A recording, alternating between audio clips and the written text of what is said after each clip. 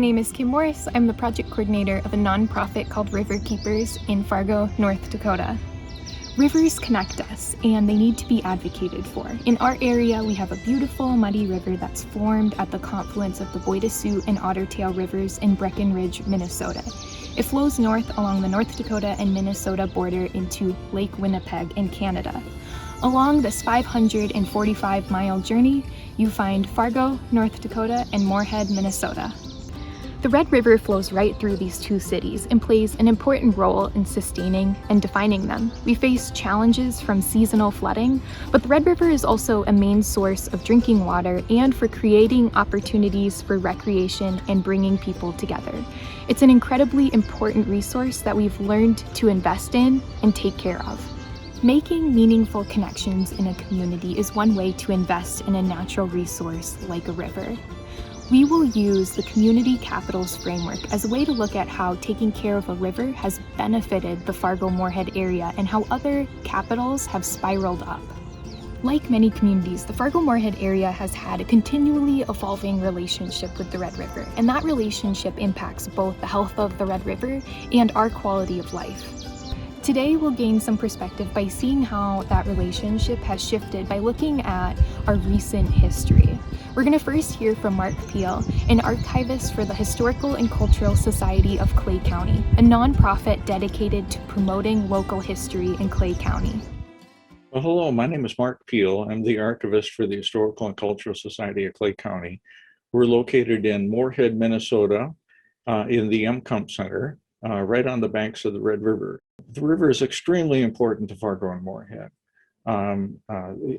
The only reason that Fargo and Moorhead are where they are is just because this happened to be the place where the Northern Pacific Railway, the first railroad to reach the Red River Valley, crossed the Red River back in 1871-72. If they had crossed a few miles north of town or a few miles south of town, that's where the cities would be today, but they crossed here. And the reason for that was until the railroad got here, there was no Fargo, North Dakota, there was no Moorhead, Minnesota, it was open prairie around here. But everybody knew that wherever the railroad crossed the Red River, major cities would develop. And the reason for that is because it's a water source. Now, those are pretty limited here in the Red River Valley. And the river is still our primary source of water here in the Red River Valley. And unfortunately, water is something that's very easy to take for granted and overlook. And I think that's something that the Fargo-Moorhead community over the years has been somewhat guilty of. First type of recreation is probably the most obvious winter one, and that's skating on the Red River. These kids are skating on the Red here in early 1920s. That's about when hockey started to become popular in this part of the country. Recreational skating, always really important around here.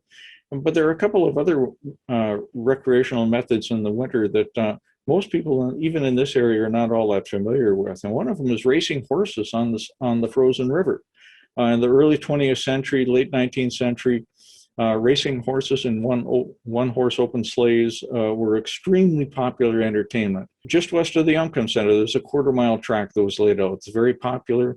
Most Saturday afternoons, there'll be huge crowds lining the banks, sitting in bleachers, and not only watching the horses, but betting on these races. I've read $500-600 bets riding on a single race around 1900. That was an awful lot of money.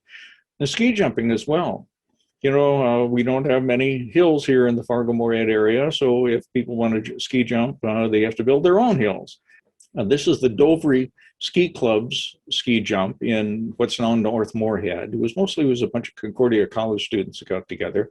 And in late 1922, they built the scaffold, 66-foot high scaffold for ski jumping right on the banks of the Red River. This wasn't big enough for them, so a few years later, they added another 25 feet to the top of this. That wasn't big enough for them. So in the mid-1930s, they built this behemoth up here on the Fargo side of the Red River, up in what's now Trollwood Park in North Fargo. This ski jump was 168 feet high. It was the tallest ski jump of its kind in the country at the time. Ski jumpers would slide down this thing. You'd be doing 60, 70 miles an hour when they hit the bottom of it. And it was really pretty exciting entertainment. And it was used throughout the 1930s, but in the early 1940s, a lot of the jumpers went off to fight in World War II, into the service. In 1942, The civil air authorities made them tear it down. They were concerned that planes flying into nearby Hector Airport might run into this thing. So they tore it down in 1942, and that was the end of ski jumping in this area. The fishing on the Red, extremely popular entertainment. This picture is taken around 1905. This gentleman's got a couple of lines out there in the river. If this guy had his choice of fish to catch, you'd probably be interested in catching walleyes. There's tremendous walleye fishing in the Red River, but especially catfish, channel catfish. Even a lame-o like me can catch big catfish in the Red River. I caught this 35-pound catfish north of Moorhead a few years ago. In Fisherman Magazine, international publication, says that the Red River of the North is the single best place in the world to catch trophy channel catfish. They grow huge here, and the further north you go on the river, the bigger they get. Scores of kids would be down there swimming in the Red River. It's a relatively clean part of the river. So they approached the city, and in 1932, the city of Moorhead built this swimming area for kids. They built a diving platform. They got a local power company to donate some poles, and they had a rope swing. And it was really a very popular place for quite a long time down there on the end of 6th Avenue South. But there were a number of commercial outfits as well. The longest lived and most famous was owned by a fellow named Frank Domer on the Moorhead side of the river at the end of 4th Avenue South. He had a little gasoline-powered launch called the Roanoke that he rented out to church groups and school groups. They'd take it upstream for a picnic and back. He rented out canoes and boats there for many years, for 42 years. In 1959, when he retired, the Fargo Forum local newspaper interviewed Domer, and he said that many people had come back and told him that their marriages had gotten started in date in one of his canoes. Apparently it was a good place to take a girlfriend or a boyfriend. The river was once a source for many different community activities, many of which are different from how we use the river today. But over the decades, there came a shift in the attitude and behavior towards the Red River. And that shift presents a challenge when it comes to advocating for the Red River. In the 1930s, things were changing, and people's attitudes about the river began to change. And one of the main things, of course, was the drought in the 1930s, the early 30s. This picture was taken in 1936, an extremely dry year. This gentleman was walking across the Red River in downtown Fargo Moorhead on a couple of planks. 1934, 1936, almost no rain fell at all. And for hundreds of days at a stretch, the only flowage across the dams was raw sewage. And it became a stinking, horrific mess. This is the North Dam. They were designed a little differently. The water flows across this steep incline here, tries to go downstream, but it can't, so it's forced up to the surface. And this recirculating current that was created around here could capture people and drown them. The dams became extremely dangerous places on the Red River. The rest of the river is not that much more dangerous than any of the lakes that we have in Minnesota. But in the 1930s, with these new style of dams, these low-head dams as they were called, these spots on the river became extremely dangerous. The Moorhead Junior Chamber of Commerce, the JCs, were just getting established here in Moorhead, and they needed a community service project, and they seized on river safety. One of the things they did was to hold a contest for little kids to submit slogans to scare their fellow children away from the river, to keep them away from it. There were over 1,000 submissions. One little girl from Moorhead came up with the slogan, "Taking chances doesn't pay. The river is dangerous night and day." And they put this all over the place, in advertisements in newspapers, up on the screen before movies were shown. The JCs had hundreds of signs printed up, and they stationed them along the river every few hundred feet. They got the Moorhead and Fargo Parks departments to develop diversion programs so kids could recreate away from the river. They didn't have to go down to the river to recreate in it. For generations in Fargo and Moorhead, kids got the lesson that the river was a dangerous and nasty place that you had to be avoided. And it was very, very effective. In 1943, for the first time in nearly 50 years, a major flood struck Fargo and Moorhead. And people have become complacent about flooding on the Red River, and they were really taken by surprise in 1943 by this flood. And people started to think of the river as a dangerous, nasty place that couldn't be trusted. While the public questioned the safety of the Red River, we also turned our backs to the Red due to the annual flooding of the region. Looking at why our area floods offers an explanation. I'm Don Schwert. I'm a retired geologist from North Dakota State University in Fargo. I arrived in Fargo about 43 years ago and taught at NDSU for 37 years. My specialty at NDSU was on superficial geology and environmental geology. To understand the geology of the Red River, we have to understand a little bit about the geology of the conditions before the Red River began to exist.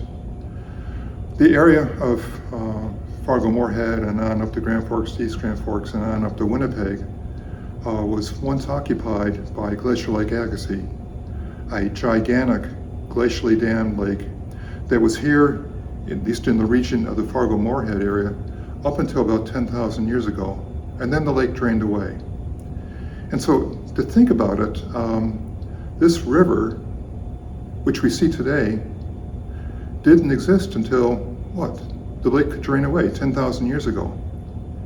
And it's really interesting because we normally think about the ages of the rivers of the world in terms of millions of years, or tens of millions of years, or hundreds of millions of years. But here's this little river that we know began to flow, about 10,000 years ago. When Lake Agassiz drained, it exposed this landscape underlain by clays, about 100 feet of clay here in the Fargo Moorhead region. And those clays began to subside, they began to settle, so that there was a slight depression towards the middle of what we call the Red River Valley. So then it began to rain and there was snow melt, and we have then the beginnings of the Red River to the north. And this little river has had a tough time over those 10,000 years in trying to develop its valley. You think about what is one of the most difficult particles for a river to erode, and it's clay. Yet here is this river flowing across one of the flattest landscapes on earth that is trying to carve its valley through clay. And so over the last 10,000 years, it's carved a valley, but the valley is not very wide and it's not very deep. Here in the Fargo Moorhead region, we could measure the width of the valley in terms of 100 meters, 150 meters. So then at times of flood, waters come in and they quickly fill up this little valley that the Red River has been able to carve. And then those waters spill out onto what was the lake bed of Glacier Lake Agassiz, developing then these large expansive floods that are so characteristic of the Red River Valley. And so we think about the characteristics of a flood on the Red River of the north. Comparing it to other rivers in the world, most rivers in the world, floods occur and they occur almost immediately as a response of rapid rainfall or whatever. Here in the Red River Valley, floods tend to be highly predictable, and they tend to be floods that are associated with snowmelt during the springtime. And so depending on snow conditions, then we might get a snowpack down in the southern valley that'll hold a lot of frozen water. And the matter then is how fast is that water going to be released? And so when the water is released, the Red River is then given the task of processing that water. All rivers are given the task of processing floodwaters, and so here's this little river with its shallow valley that is to receive these floodwaters. These floodwaters then may quickly spill out onto the lake plain of the Red River Valley itself, and they'll occupy an expansive area. These floods then, while airily large in there, also are slow flowing because they're flowing across a flat land surface. And the water sort of creeps its way towards the north over a wide swath of area, so that any little obstacle in the path of this movement of waters in here tends to deflect the waters one way or another way in here. And so we think about bridges, we think about dikes, we think about buildings, we think about section roads in here, and all these have an influence then on how the water is processed during a Red River flood. How do we work together to advocate, celebrate, and invest in a river when its safety is questioned and it's also a challenge because it naturally floods? We can look to our city's response from notable floods like 1997 and 2009 to see how response measures have changed and how the community became involved in this process. Well, my name is Jim Prochniak, and I serve as the Cass County Emergency Manager. I've been in this role for 6 years as the emergency manager. Prior to that, I worked more on the response side with a background in law enforcement. I retired after 28 years with the State Patrol. During the big flood events that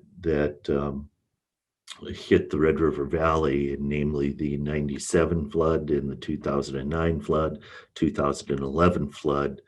What we had back in 1997, we had a lot of neighborhoods and or housing developments that were located not only within city limits, but at the outskirts of the city, very close to the Red River. Like most communities, the river is a popular location for housing, simply because of the beauty, the trees, and a little bit of different topography, and it can be a beautiful setting. However, it was just never thought of that we would flood to the extent that we did in 1997. As the water level increased, there were a lot of different sandbag operations for private residences. The problem that we faced in 97, or that was kind of a big obstacle, sandbag levees erected by public or homeowners without having a knowledge of how to do that can only hold back so much water. And they're certainly not designed to hold back water for an extended period. So we started to lose a lot of homes. It became, just a hodgepodge for responders heading to these residences to not only try to get the people out of those properties, but for those that didn't want to leave, trying to save those properties until a point where, quite frankly, whether it be volunteers or responders, it just got too risky. That winter, we had record-setting snow. We had over 114 inches of snow. We just had a perfect storm, literally, in the sense of how it melted. And in the previous fall, we had good moisture, so the ground was already wet, and it led to conditions, like I said, that nobody has ever experienced and nobody would even fathom. So they're going, yeah, it's not going to happen in my backyard, literally. It did. Worst case scenario, when I think of that 97 flood, we were very close to losing a large part of the Fargo Moorhead area. And they eventually, some last ditch efforts and a cold weather front kind of came in. We were able to shore up some of these sand dike levees with increased hauling of dirt and response efforts. 2009 was a whole new monster, and quite frankly, when you look back at it, it's pretty amazing how we were able to survive that. Yet we did. Both floods took such a volunteer effort. We don't have lakes around the Red River Valley, and so there's not natural drain sites where we could maybe put it into lakes or a chain of lakes or anything like that. When we look back, our political leaders realized we can only go to the well so many times and hold back floodwaters.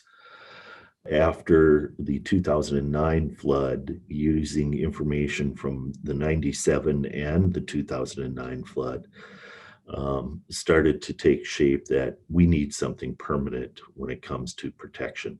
What we call the FM Diversion Project, which will be located on the North Dakota side of the Red River, has finally received approval to move forward. You can about imagine a project of this size. There's examples where it'll be anywhere from 2.5 to $3 billion by the time this is done, creating essentially a canal that captures the water as far south of Fargo, 10 to 15 miles, and diverts it west, northwest, and then feeds it back into the Red River several miles north of Fargo. Literally, what we had to do was rely on a lot of those buyouts, and then obviously a man-made canal that'll eventually route that water somewhere else. The Fargo Moorhead area has worked together to overcome flooding challenges, while at the same time there's been a lot of invested people and organizations encouraging people to use the river safely and promote it. All of these efforts have improved our relationship with the Red. We not only see an investment in natural capital, but other capitals as well. We're going to hear from River Keepers, a nonprofit that's been advocating for the Red River since 1990. I'm Christine Holland. I'm the Executive Director of River Keepers, which is a nonprofit organization in Fargo Moorhead that advocates for safe and sustainable use of the Red River. River Keepers was started when a group of citizens got together and decided they wanted to unite the two communities instead of divide them. So they invited the Regional Urban Design Assistance Team to come in. They canoed the Red River, they had public meetings, they met with city leaders, and they came up with a whole book of suggestions, and one of them was to have an organization speak for the river. When River Keepers first started, we started bringing people to the river with festivals and realized that they were still scared of the river, they didn't understand the Red River, and they weren't using it at any other time. So we switched our focus to education and outreach so that they could understand it and better safely use it. We try to engage people in all of our activities. We like them to get dirty, wet, or sweaty so that they remember the experience a little bit better. We try to meet them where their interests lie. So if they're interested in sustainability, we have a lot of projects such as how to make your own rain barrel, how to make your own compost tumbler. There's lots of tree planting opportunities, storm drain marking opportunities, cleanups, and then maybe they'll be interested in doing some more recreation stuff after they've first connected with us, and vice versa. If they're interested in recreation, we have lots of opportunities from paddling excursions to rentals to youth fishing clinics, and then hopefully they'll be interested in more of the sustainability aspect of the river. One of the first projects we started working on was cleanup projects along the Red River. So we partnered with both the park districts and lots of volunteers, and we used to find things like washing machines, dryers, cars, carpet. Now mostly we find food and beverage containers. We think that's in part because once the area is cleaned up, it really discourages other people from littering. It also makes it a lot more aesthetically pleasing, so there's more people down there just really enjoying the river, having picnics or walking along it.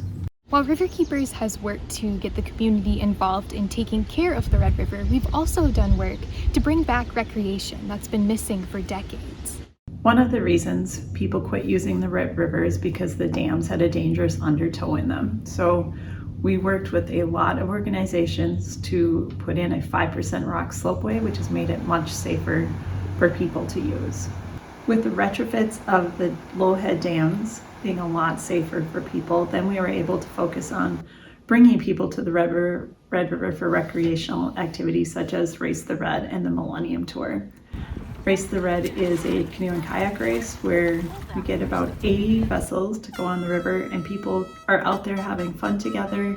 They get to see that there's no dangerous undertows and that the water quality is good.